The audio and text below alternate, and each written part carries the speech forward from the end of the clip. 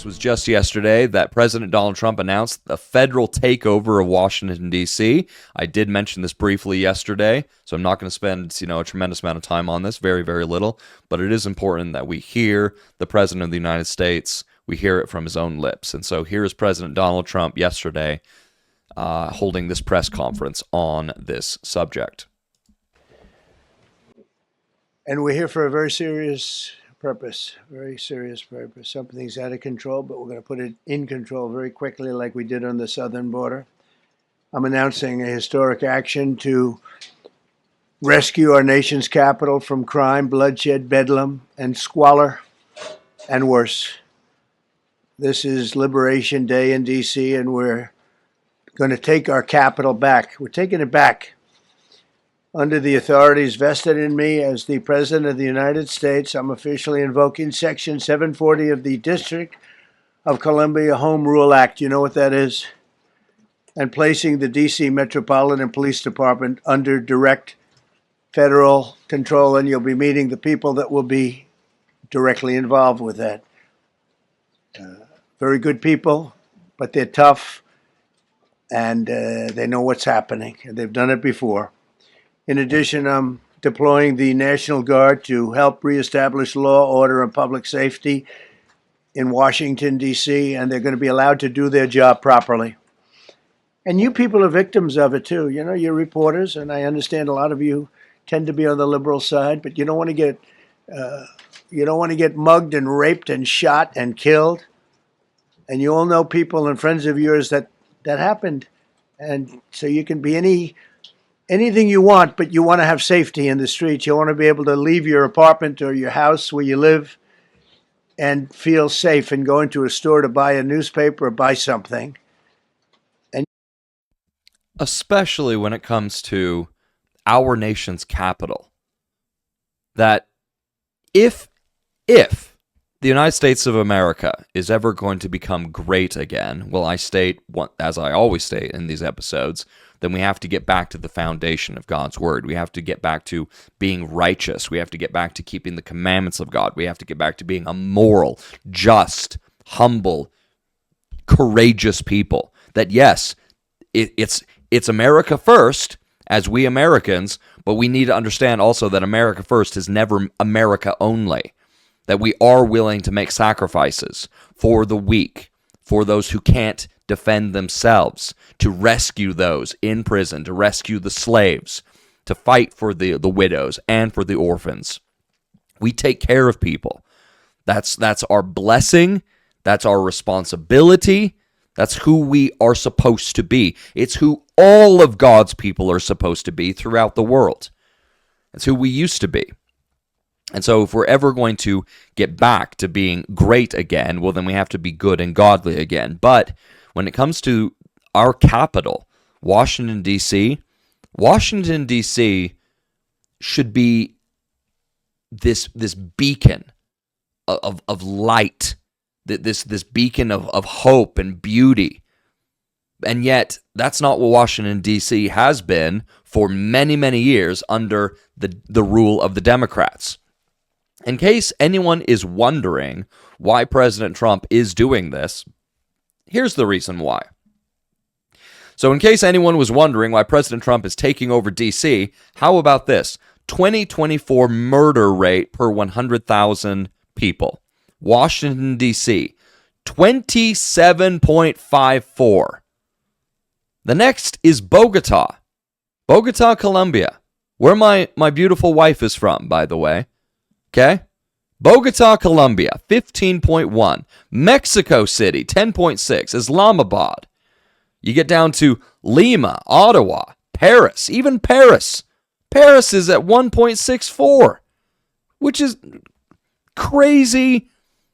Islamified Paris is way down there. Then you get to Havana, Delhi, London, Madrid. 2024 murder rate per 100,000. Washington, D.C. at the top of the list by far. Horrendous. Horrific. The murder, the crime, the filth, the homelessness. It's absolutely at diabolical levels, and it has been brought to these levels because of the Democrats, because of Democrat rule for so many years.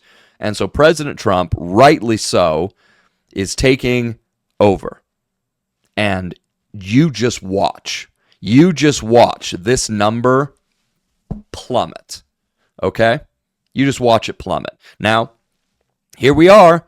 We're more than halfway through 2025, and we've already had plenty of crime, plenty of murder in 2025. Of course, we just a few days ago, we had former Doge employee Big Balls, 19-year-old, quote, Big Balls, and he was beaten in the streets of Washington, D.C.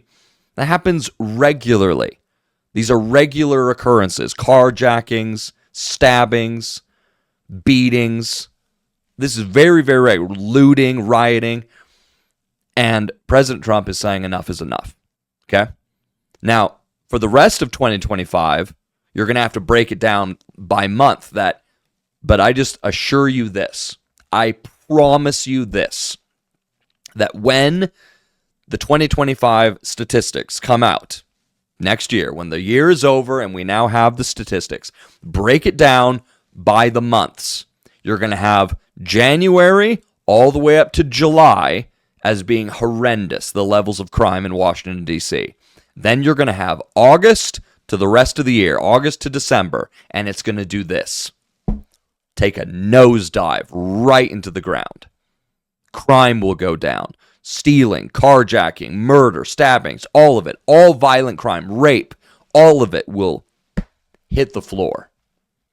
Because President Trump means business. He has a vision, he has a God-inspired dream and goal, and he works hard to see that it's done. So, zero illegal immigrants have crossed over the southern border in the last 3 months. Zero. Okay? If President Trump can do that for the southern border, where in the 4 years under Biden we had 20 million cross that border, if he can bring it down to virtually nothing in the last 3 months, literally nothing, zero, then this number as well, this absolutely evil number, because these are numbers, right? These are numbers, but you need to not think of them as numbers. That's 27 human beings that in 2024 slaughtered per 100,000. Okay? You have 100,000 people, 27 and a half of them are slaughtered. Now, obviously, there's a heck of a lot more than 100,000 people in Washington, D.C. There's a heck of a lot more than, like, in Bogota. Bogota is like 11 million people. Washington, D.C. is a huge city, far more than 100,000 people. But per 100,000 people, you have 27 of them, 28 of them murdered. That needs to stop. And President Trump is putting a stop to it. And it is a glorious thing to see. You don't have that now. The murder rate in Washington today is higher than that of Bogota, Colombia, Mexico City, some of the places that you hear about as being the worst places on earth, much higher. This is much higher. The number of car thefts has doubled over the past 5 years, and the number of carjackings has more than tripled.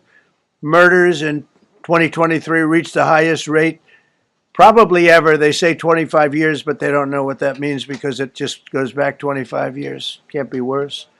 Our capital city has been overtaken by violent gangs and bloodthirsty criminals, roving mobs of wild youth, drugged out maniacs and homeless people. And we're not going to let it happen anymore. We're not going to take it. Just like we did on our southern border. Nobody comes through our southern border anymore. 3 months in a row, we had zero. I don't know if that's right, but the people that do the work, it's a very liberal group of people, actually, and they actually said zero for the last 3 months. Nobody thought a thing like that was possible. And, when you take a look at numbers, I just saw some charts. These are different cities throughout the world. Red is Okay. The red is a place called Washington, D.C. Look at these. Baghdad we doubled up on Baghdad. Panama City, Brasilia, San Jose, Costa Rica, Bogota, Colombia, heavy drugs. Mexico City, I mentioned, Lima, Peru, all double and triple what they are. So, do you want to live in places like that? I don't think so. I don't think so. And I think the people in this room, if you Yeah, the murder rate of Washington, D.C., double and triple that of all of these other cities. wrote correctly, you'd see, look at the kind of numbers we have. DC, 41 per 100,000, number one that we can find anywhere in the world. Other cities are pretty bad, but they're not as bad as that. That where you want to live? The reporters of the world? Juvenile offenders and crimes against persons, as they say. It's getting worse. Not getting better, it's getting worse. And we had a recent indication. There was a story about a man who was just left. He quit because he was asked to do phony numbers on crime. And we're going to look into that. I think Pam is going to be looking into that. But he was asked by the city, I guess, that we don't want to show the real numbers. Let me do numbers so it looks like it's going down. Not going down. And under Biden, it was a disaster. And nobody did anything about it. We're going to do things about it like you wouldn't believe. And you will see, I promise you, you will see this number hit the floor. This number will go down like that when it comes to August to the rest of the year, August to December of 2025, and then getting into next year, 26. Yeah, I am hopeful. I am very, very hopeful that we're going to see this number drop from 27.54 all the way down into these types of numbers. One, even less than one. Let's actually shoot for that, shall we? Let's actually shoot for that. Let's shoot for zero. That'd be nice. How about zero murders in the per 100,000 people? Will it ever get to that low? No, of course not. We live in a fallen world where there are, of course, evil people who do what they do. But that is a beautiful thing to see. President Trump has, given them time to get things right, and he's like, okay, these people they're just not doing it. Then I'm taking over I'm taking over the police department, federal, right to take over the police of Washington, D.C. I'm bringing in the National Guard. We're going to clean this place up. Now, I haven't been to D.C. in many years. The last time, many years? 2021 is when I went to D.C. Okay, so yeah, it was just 4 years ago that I went to D.C. 4.5 years ago. And it was during the height of COVID, COVID. Oh, COVID are the worst, the pandemic, scamdemic of all time. That's certainly true. And when I was there in D.C., the filth, was of course everywhere, and it was soon after, because it was 21. Yes, I remember this. It was I want to say it was like February, maybe February or March of 21. And so this is just a month or a couple of months after the worst day in America history, January 6th. Oh my gosh, January 6th of 21 was the worst day in American history. BS. But I remember that around the Capitol building. Oh, you see, Democrats, they believe in walls when it benefits them. They hate walls when it doesn't benefit them. And we're going to be, talking about walls, coming up with this, Tucker Carlson interviewing this mother Agapia. But when it comes to walls, borders, and boundaries and security measures, when it doesn't benefit the Democrats, walls are terrible, they're awful, they're evil, all of this stuff is so terrible. But when it does benefit them, it's a good thing. When it's all about their protection, it's a good thing. Because around the entire Capitol building, there was this huge metal, barricade that they had put up with, barbed wire all across the top. There was army personnel, there were soldiers all over the place. It was so stupid. It was so awful. But it was just like, there, height of COVID, and just like a month after, January 6th of 21, DC was practically entirely locked down. But I was there. I was at the National Mall. I was able to see a few things. Most of the places were closed down. And I kid you not, I wanted to go into Arlington Cemetery. Okay? You cross over the Potomac, over the river, and you're there at Arlington, where you can, walk through row by row of the brave men and women that have given their lives in service for our protection, service to the United States of America Armed Forces. I wanted to go into Arlington. Arlington is, of course, a cemetery, and it's open.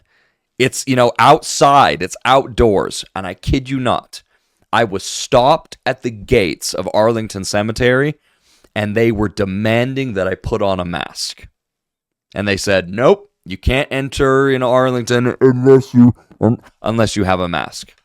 And I'm like, I'm not. It's outside. And they're like, nope, you got to wear a mask. I'm like, okay, well, then I'm not going into Arlington. Turned right around and I left. So I'm not putting on the stupid diapers. I'm not going to put a diaper over my face. You're not going to put a mask on me. You're not going to inject me with your poison. But that happened. That happened to me. I was turned away at Arlington Cemetery in Washington, D.C. I think it was about February of 21 because I refused to wear a mask. This is the insanity of the Democrats and the evil of the Democrats. But President Trump taking over Washington, D.C., he's going to clean up our nation's capital so that our nation's capital will become the shining beacon of light and hope that it was meant to be and should be.